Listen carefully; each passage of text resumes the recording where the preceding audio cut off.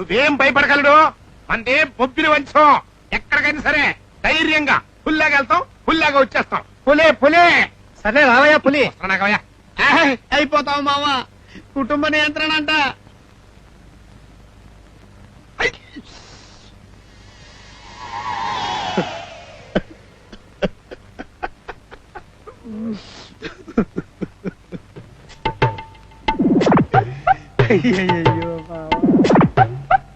ఎవరండి ఈ తాలూకు మనుషులు?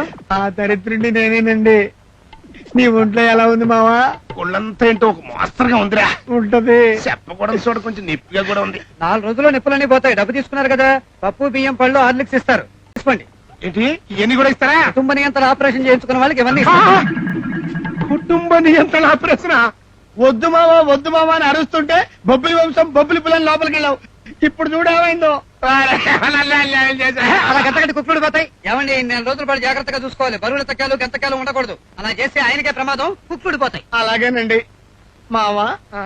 నా పని అయిపోయింది రాలుడు, అయిపోయింది. అయిపోతే అయిపోయింది కానీ మావా, పులి అన్నావుగా, పెద్ద పనికి రాకపోయినా అరుస్తూ గాండిస్తూ ప్రజల్ని భయపెట్టచ్చు.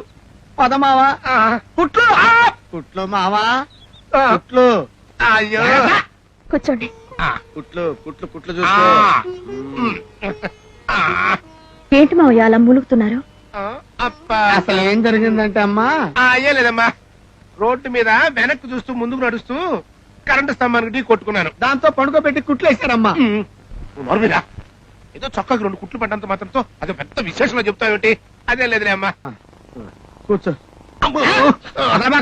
హాస్పిటల్ ఏం చెప్పారు? కదిలితే కుట్లు పోతాని చెప్పారా? చెప్పారులే బాయ్. ఆ దిక్కుమాల బస్సులో ప్రయాణం చేసేసరికి ఆ కుదుపులకి కుట్లు ఉన్నాయో ఉన్నాయో కూడా తెలిసావట్లా. డాక్టర్ చూపించాలో ఏమిటో.